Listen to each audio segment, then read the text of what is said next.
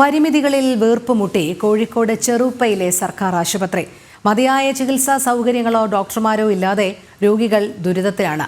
വൈദ്യുതി നിലച്ചാൽ അത്യാഹിത വിഭാഗത്തിലെ ചികിത്സയടക്കം മുടങ്ങുന്ന അവസ്ഥയാണ്. ദിസ്ന സുരേഷ് ചേരുന്നു. ദിസ്ന, നമ്മുടെ കൊച്ചു സംസ്ഥാനത്ത് ആരോഗ്യമേഖല ഓരോ ദിവസവും കൂപ്പുകുത്തുന്ന കാഴ്ചയാണ് എപ്പോഴും പറയാൻ കഴിയുന്നത്. കോഴിക്കോട് ആരോഗ്യ രംഗം നമുക്കറിയാം, കോഴിക്കോട് മെഡിക്കൽ കോളേജിനെയൊക്കെ സംബന്ധിച്ചിടത്തോളം എപ്പോഴും പരാതികളും വിമർശനങ്ങളും മാത്രമാണ് ഉയരുന്നത്. ഇപ്പോൾ കോഴിക്കോട് ചെറുപ്പയിലെ സർക്കാർ ആശുപത്രിയിലെ പരിമിതികളെ കുറിച്ചാണ് റിപ്പോർട്ട് വന്നിരിക്കുന്നത്.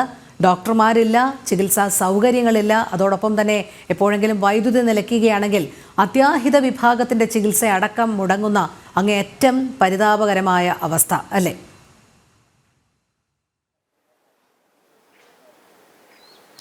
തീർച്ചയായും രോഹിണി സൂചിപ്പിച്ചതുപോലെ തന്നെ ആരോഗ്യ കേരളം നമ്പർ 1 എന്ന ആരോഗ്യമന്ത്രി തന്നെ വാദിക്കുന്ന സമയത്താണ് ഈ പ്രത്യേകിച്ച് ഈ കോഴിക്കോട് ജില്ലയെ സംബന്ധിച്ചിടത്തോളം ഈ ചെറുപ്പ ആശുപത്രിയുടെ ഒരു അവസ്ഥ എന്ന് പറയുന്നത് എടുത്തു പറയേണ്ടതാണ്. അതായത് പുതിയ ബിൽഡിംഗ് ഉൾപ്പെടെ, പുതിയ ബിൽഡിങ്ങുകളൊക്കെ തന്നെയും സംവിധാനങ്ങൾ ആക്കിയിട്ടുണ്ടെങ്കിൽ കൂടിയും അതൊക്കെ തന്നെയും കാടുമൂടി കിടക്കുന്ന ഒരവസ്ഥയാണ്. അതോടൊപ്പം തന്നെ ഡോക്ടർമാർ താമസിക്കുന്ന ക്വാർട്ടേഴ്സ് എന്ന് പറയുന്നത് നമ്മൾ ആ ദൃശ്യങ്ങളിൽ നിന്ന് തന്നെ വളരെ വ്യക്തമാണ്.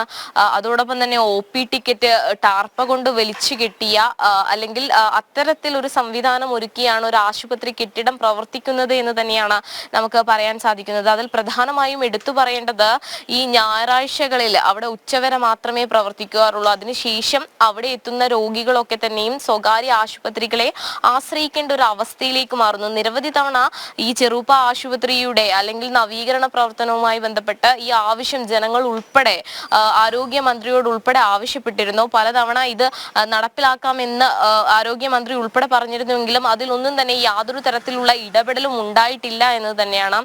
നമ്മൾ ആ നാട്ടുകാരുടെ ഉൾപ്പെടെയുള്ള പ്രതികരണങ്ങൾ നമ്മൾ അതുമായി ബന്ധപ്പെട്ട് എടുത്തിട്ടുണ്ട്. അതിലടക്കം അവർ പറയുന്ന ഒരു കാര്യമുണ്ട്.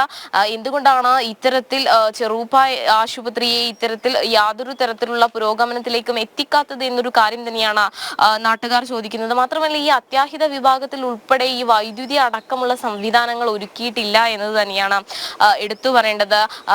ഇൻവെർട്ടർ സംവിധാനം പോലും അവിടെയില്ല. അതുകൊണ്ട് തന്നെ ഈ മൊബൈലിന്റെ വെളിച്ചത്തിലാണ് പല പ്രാവശ്യവും ഇത്തരത്തിൽ ചികിത്സ നടത്തേണ്ടി വന്നിരിക്കുന്നത് എന്നൊരു ആരോപണം ഉൾപ്പെടെ ഈ ആശുപത്രിക്കെതിരെ ഉയർന്നു വരുന്ന സാഹചര്യമാണ് നിലവിലുള്ളത്. എന്തായാലും ഈ ആശുപത്രിയോട് ഇത്തരത്തിൽ അവഗണന തുടങ്ങുകയാണെങ്കിൽ, അല്ലെങ്കിൽ ഇത്തരത്തിൽ ഈ അവഗണന വീണ്ടും ആവർത്തിക്കുകയാണെങ്കിൽ വലിയ രീതിയിലുള്ള പ്രതിഷേധവുമായി മുന്നോട്ട് പോകാൻ തന്നെയാണ് നാട്ടുകാരുടെ ഉൾപ്പെടെയുള്ള ഒരു തീരുമാനം. രോഹിണി, ശരി. ദിസ്ന സുരേഷാണ് വിവരങ്ങൾ നൽകിയത്.